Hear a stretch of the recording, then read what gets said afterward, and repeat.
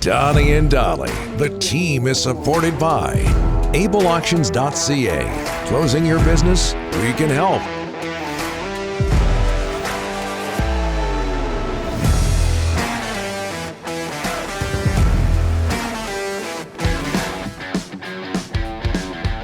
A slushy Wednesday. All of our guests today brought to you by our title sponsor, Able Auctions, ableauctions.ca.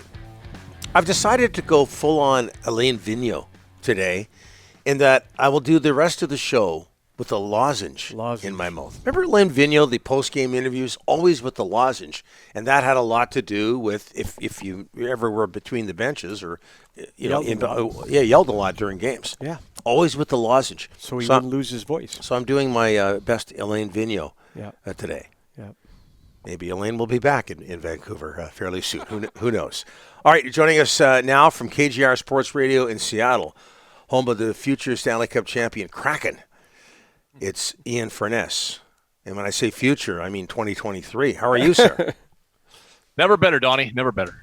So what's going on with the Kraken? Is there any stopping them? 9-8, like a 1980s type score in overtime last night in Los Angeles. 6 straight wins, 14-5 and 3. People jealous in Vancouver. What's going on? Is there any stopping them? Well, I mean, offensively, it doesn't seem that way, right? They gave up a goal, 14, 16 seconds into the game last night, and then after that, it was old school. I compared it to the old, the 80s and 90s WHL. When you're playing in some of those small rinks, the tiny rink up in Kamloops, the small rink down in Seattle, the Mercer Arena. Portland still has a smaller rink. None of those rinks are 200 by 85, and you'd see those 8-7 games, and that's kind of what it felt like last night. The odd thing is, Martin Jones started and finished the game, North Van Zone, of course, and honestly. This didn't play bad, didn't play poorly, and now Jonathan Quick got pulled, and Peterson didn't do much better, but really for the most part, if you look at the goals, I don't think there was a bad goal, honest to goodness. I mean, out of all those goals, I don't know if there was a bad one in the mix. There's a ton of power plays, and Seattle's rolling right now. They're really good. We've talked about this before. Their fourth line right now would be. For the most part, the last year would have been like their second line, just adding a couple pieces. And one thing I think I neglected even to talk about last week when we were talking about these guys, I kind of keep thinking of Matty Beniers as a second-year player. He's technically still a rookie, right, and only played a handful of games at the end of last season. So you add Beniers, Burakovsky, Bjorkstrand, Schultz has changed the power play. It's a different hockey team. Weren't you just ripping into Ron Francis and the entire Kraken organization 3 weeks ago or something like that? No, not 3 weeks ago. Not 3 weeks. They've been good all year. Last year, 3 months ago for sure, absolutely. You were calling for a coaching change. No. I said he might be on the hot seat, Rick. Not anymore. No, not at all. Well, it shouldn't be. Absolutely not. Listen. What happened last year was still frustrating for this standpoint. I'm not everything that they're doing this year. You probably could have done a lot of that last year as well. The way that the tactics they took in terms of the expansion draft, I'm still not a fan of, and it's hindsight's 2020. But they could have had some other pieces in addition to what they already have. And I think these first 2 years, guys, are really important. I think the first year, I'll still go back. I think that first year, in some ways, kind of hurt the momentum of the franchise because it's amazing. They were unwatchable at times last year. They just were. I mean, they didn't score. They played hard. That was one thing. I know, Hackstall, all those guys do those, probably guys like Rick. They do the preseason, coach's hot seat list, right? Who's on the hot seat? And, Rick and all his print brethren, right? They all do that stuff. And Hackstall's probably on that. The one thing I never criticized them for last year, Ryan, get the tape, get it up there, get the tape, right? Get it up there like the poll question. Press record. Exactly. I never criticized their effort last year. I thought Hackstall had them playing hard almost every night. They just couldn't score, right? And on top of that, Grubauer couldn't keep the puck out of the net. But now they can score, and it's a different hockey. Their penalty killing is not great. I mean, it's interesting.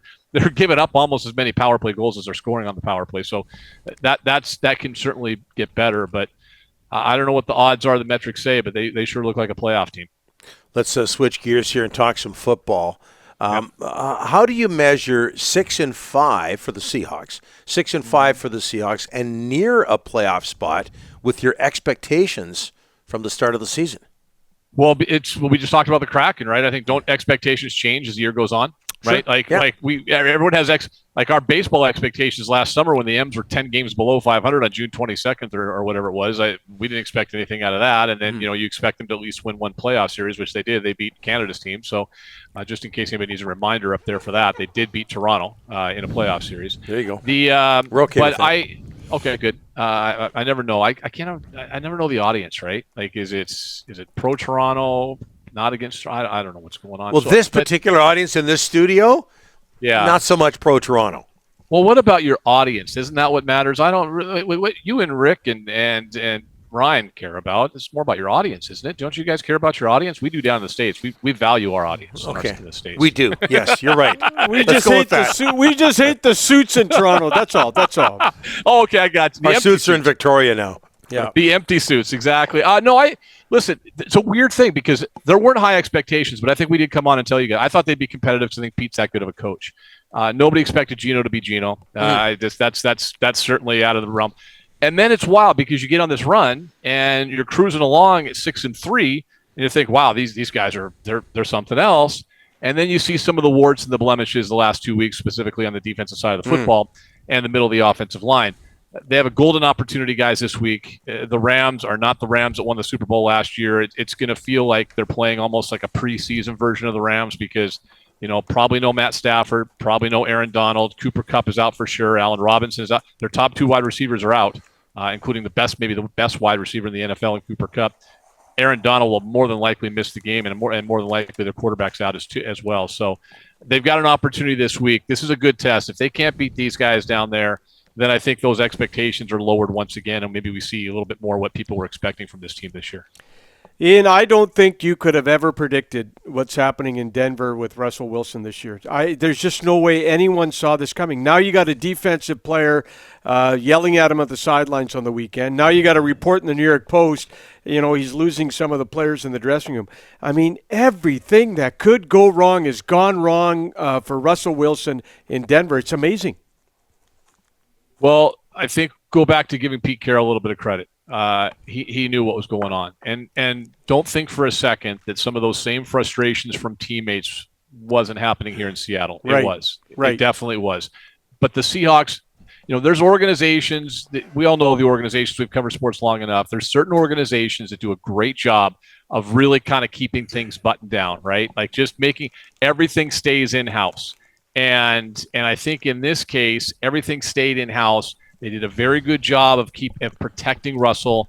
Pete Carroll does a better job of protecting all of his players. I mean, all of his players than any coach I've ever been around. I mean, when he criticizes a guy, you have to kind of read between the lines. He'll say, hey, Pete, how did Austin Blythe do at center this week against the Raiders? Oh, he got through it. Well, that means he was awful. Okay, but he didn't throw him on the bus. He kind of gives you a little standard answer like that. And he protected Russ. I can tell you for a fact from, some of the things that we did behind the scenes with these guys when we were their TV partner, the Russell Wilson frustration was running wild in that locker room, but they kept it under wraps. They did a great job. Here's where Pete's brilliant and John Schneider. They knew when to cut ties. And if we go back 6 months ago, when everyone's criticizing the front office and everyone's criticizing Pete Carroll, the old man's lost and doesn't know what he's doing. What's Schneider doing? They're getting rid of this franchise quarterback. They knew it was time to sell. They knew it was time to sell the house that was starting to have some problems with the foundation. Maybe nobody else could see it, but they knew it was there, and they sold just in time. His act wears thin. It wears thin quickly. Guys don't buy into it if they're not winning consistently, or maybe more importantly, he's not playing well. And that's the other thing. He's just not playing well. Like, and whether it's a deteriorating set of skills or whatever the case is, he's just not playing well right now. So when he goes and rah-rahs guys on the sideline, they're looking at him like, yeah, you know what? You can go pound sand, fella. Yeah. Denver 3-8. Ian, thanks for this. Appreciate it. And good job at tap dancing on the question about the Kraken, by the way. Oh, that's a shot. I feel like that's a shot. I was going to give you guys a compliment. I listened to the Rachel Dory interview yesterday. I thought you guys did a fantastic job on it. Thank you. But maybe I'll go listen to the other guy's interview and see if it was better. Great job on the Kraken questions. Yeah.